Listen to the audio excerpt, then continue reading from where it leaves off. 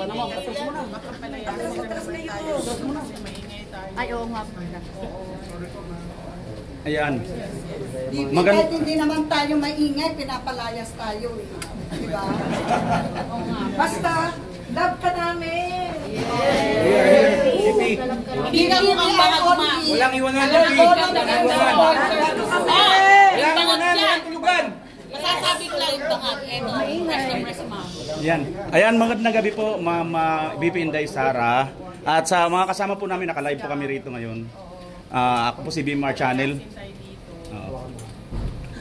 Ano ba yung sasabihin ko? Sorry. More than 24 hours na kulang tulong. Ano ba?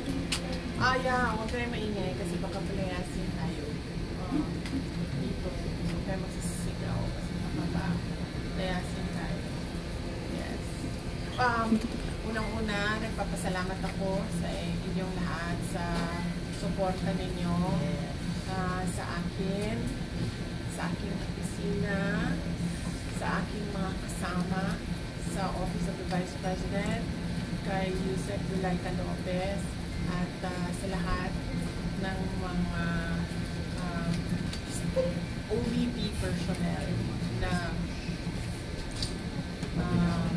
kasama ko ngayon dyan sa opisina, especially yung mga pinapatawag doon sa Ma'am BP, kumusta na po kayo? Nakakain na po ba kayo? Nakatulog na po ba kayo? Katulog ni Ma'am Attorney Lopez? Well, actually, hindi din siya nakatulog pa. Pag nakakain na ako, yes, thank you for asking. Maraming salamat. Kain ako kanina, mga around 10 minutes ago. Kumain ako ng isang fried chicken. Wala din masyado akong ganang kumain, sir, kasi alam niyo, parang hindi ko alam ano mangyayari bukas o mamaya. Parang pati nakakahawa yung trauma ni Yusek Lopez na parang hindi mo alam kung anong mangyayari mamaya. So, Laban lang. Laban lang. Thank you. Maraming salamat na hindi nyo talaga kami iniwanan simula pa noon kay President Duterte 2015, in fact yung iba 2014 pa, 14, 15, 16 na hanggang ngayon nandyan kayo. Maraming salamat sa inyo. Alam ko marami sa inyo ang siguro sa inyo nanggaling yung nabudol na term, pasensya na kayo. Hindi ko talaga alam na ganito ang mangyayari. Of course, diba, sino bang gusto na ganito ang mangyayari sa bayan natin na hindi natin alam sa dito na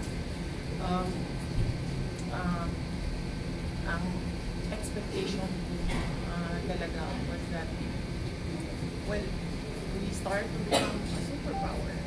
No? Hindi lang a sick man of Asia. So, ganun yung expectation ko. Kamali ako. Kaya pasensya sa humingi ako pasensya. BP question, with this recent incident na in-invite kayo, maayos naman kayong humarap sa Congress, maayos na humarap sa Congress si Attorney Lopez, tapos biglang may ganitong harassment na nangyayari sa kanyang buhay. Will you still allow any personnel from OVP na imbitahan ulit ng Congress at maging ganito ulit ang effect? Alam mo kasi, ma'am, kung ako lang talaga, hindi na talaga. Klaro naman na kung ano yung motibo nila. Motibo nila is paninirapa. Kasi kung mag-investiga ka ba naman ng confidential funds, bakit yung Office of the Vice President na bakit dapat lang, ang daming opisina na merong confidential funds. Kung ikaw ba naman si Raj Castro, diba? Bakit babanatan mo yung Office of the Vice President for confidential funds? Ang dami namin na merong confidential funds. Sa bilyon-bilyon na nakawan sa gobyerno, alam niyo yung lahat. Sinong magnanakaw ng 150 million at 500 million?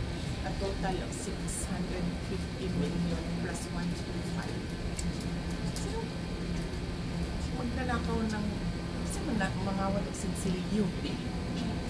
Diba? Eh kaya nga, ganun yung amount. Kasi it was based on kaya nga ganun yung amount because it was based on planning kung ano yung buwan-buwan na trabaho. Diba? Nagtatabunan. Why was not the request 1 billion, 2 billion, 3 billion of confidential funds? Why was it 500 million? Kasi yun yung planning sa trabaho. Why was it 150? Sino magnanakaw ng 150 ngayon? Magkano ninanakaw ng mga congressman ninyo? Naku po, ma'am.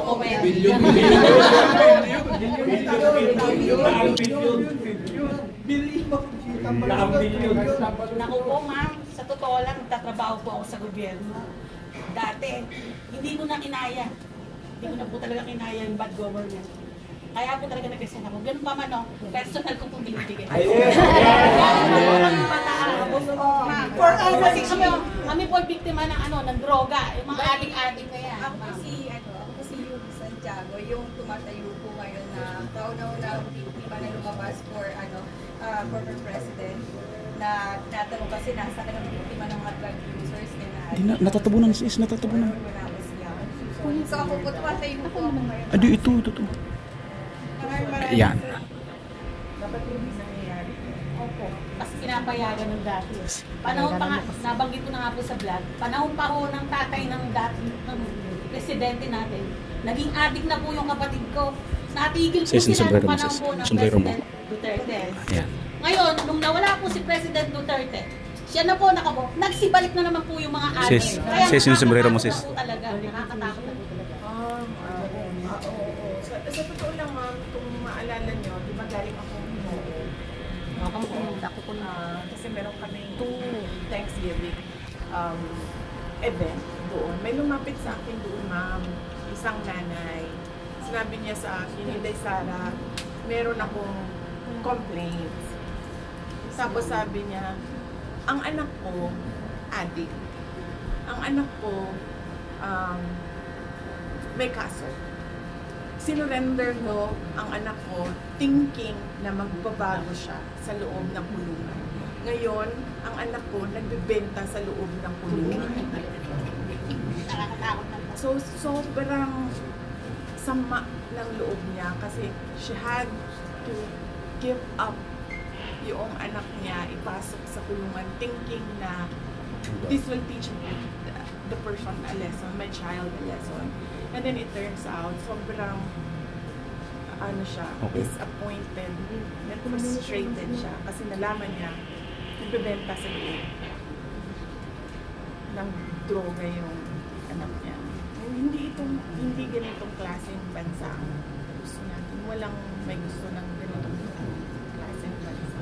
Pero ma'am, gusto po namin ipaalam sa inyo ng buong pamilya namin. Yun nga po yung sinasabi ko sa social media na isa po ang pamilya ko mula sa uncle, sa tatay ko mismo, nakapagbagong buhay po dahil po sa administrasyon ninyo at ng buong pamilyang Duterte. Hanggat may Duterte, wala pong gustong magdroga.